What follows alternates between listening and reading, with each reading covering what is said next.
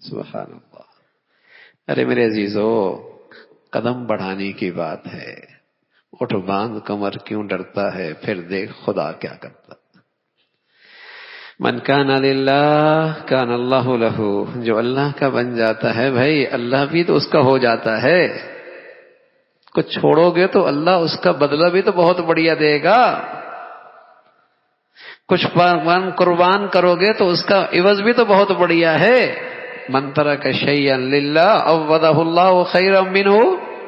کچھ قربان کر کے تو دیکھو، کچھ دکھ سہ کے تو دیکھو، کچھ اللہ کی خاطر تکلیف اٹھا کے بھی دیکھو، پھر لذت کیا ملتی ہے، پھر لذت کیا ملتی ہے، پھر مٹھاس کیا ملتی ہے.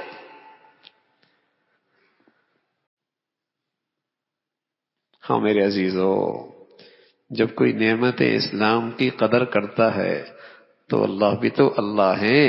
وَكَانَ اللَّهُ شَاكِرًا عَلِيمًا. اللہ بھی تو بڑے قدردان ہے،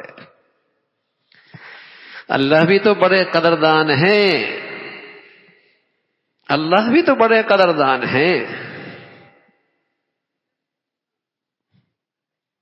کون اس کی نعمت کی قدر کرے، پھر دیکھے کیا ملے اسے، پھر اسے کیا ملتا ہے.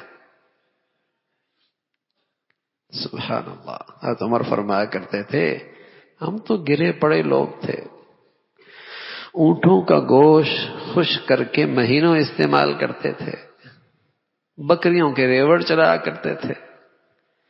ایک دن میں مکہ کی پہاڑیوں میں اپنے اونٹ چرا کے واپس آیا تو مجھے ابا خطاب نے کہا عمر تو دنیا میں کیا کرے گا، تجھے تو اونٹ بھی چرانے نہیں آتے. اور فرمایا کرتے تھے اعزنا اللہ بالاسلام. آج جو کچھ ہم عزت کے بلندیوں بھی ہیں صرف ایک ہی وجہ ہے، وہ اسلام کی خوبصورت زندگی ہے جس نے ہمیں اس اسلام نے عزت کی بلندیوں پہ ہمیں بٹھا دیا ہے. اعزنا اللہ بالاسلام. یہ وہ دولت ہے آج ہمارے پاس آ گئی. تو میرے عزیزو، اللہ ہمیں یہ اعتماد نصیب فرما دے، یہ یقین نصیب فرما دے، یہ اسلامی زندگی پہ ایمان نصیب فرما دے کہ میری عزت، میری سعادت، میری فلاح، میری کامیابی، میرے بچوں کی، میری زندگی کی صرف اسلام کی زندگی میں ہے. اللہ ہمیں یہ اعتماد، یقین نصیب فرما دے.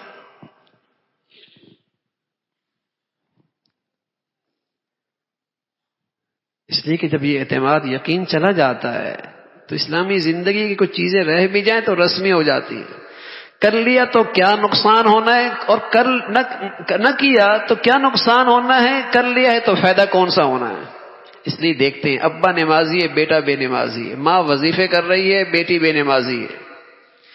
اگر یہ یقین ہو جائے کہ اس سے تو فلاح وابستہ ہے اور اس کے چھوڑنے سے بربادی، ہلاکت ہے، تو بتائیے کتنی بے چینی آئے گی، کتنی تڑپ پیدا ہوگی، کیسی اندر بے چینی آئے گی.